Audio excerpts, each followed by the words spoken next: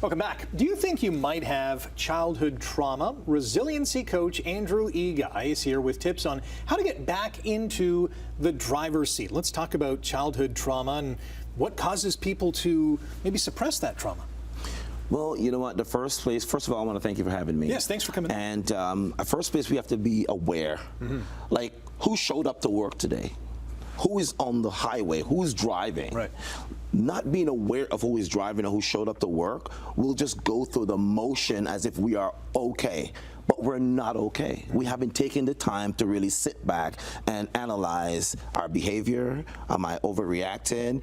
Should I respond to what someone say to me, or should I just think about it, right? So we're just not aware. The awareness is key for us to understand who showed up at work, at play, and who is on the roadways. And is that important because self-awareness is the key to moving this forward? 100%. Yeah. Rick, if you don't know who you are, I once said in my book, Work Your Word, then any identity will do. Right. Because you can show up as just an angry person, you can show up as a sad person, and that will do, because that's the identity that you have taken on as a coping mechanism to get through that moment or to get through that day. You're speaking with people literally every day about their childhood traumas, how it's impacting them.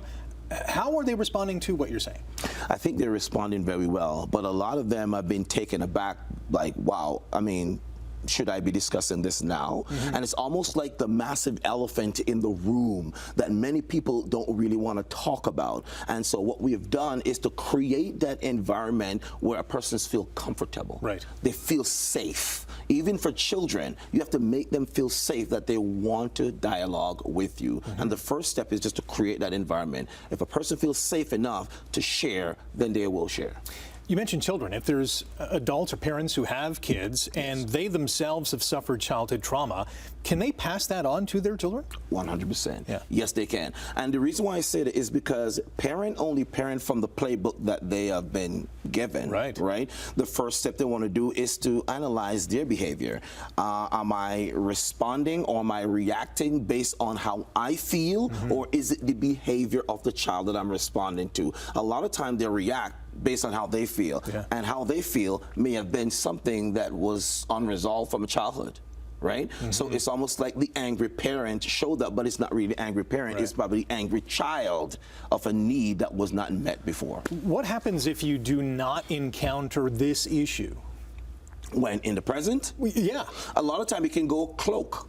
You know, as in that I don't really see it. It didn't show up for like 10 or 15 or 20 years. Just going through the motions. And then something will happen where it will be triggered. Now, most of my work is based on schema therapy from Jeffrey Young, Dr. Jeffrey Young, and he's an American psychologist. And he talked about these schemas as a behavior that shows up from our childhood from unmet needs. For a child, let's say, for example, was neglected, then they'll show up and they'll have an avoidance. A child that didn't feel love and feel the right attachment to their parents, well, they'll come up and they'll be a little angry or be a little bit resentful and struggle with social skills. Where can people go for more information?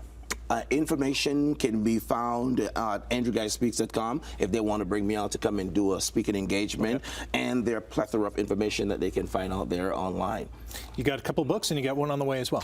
Wonderful, yes I do. We have Work Your Words, and the reason why we talk about Work Your Words right now is because a lot of time the dialogue that we have with ourselves is our first step encounter with the world.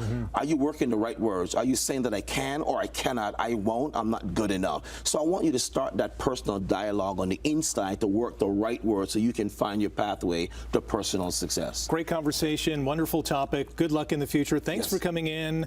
Good luck on the book coming out as well. All the links on our website, chch.com/morninglive. Good morning.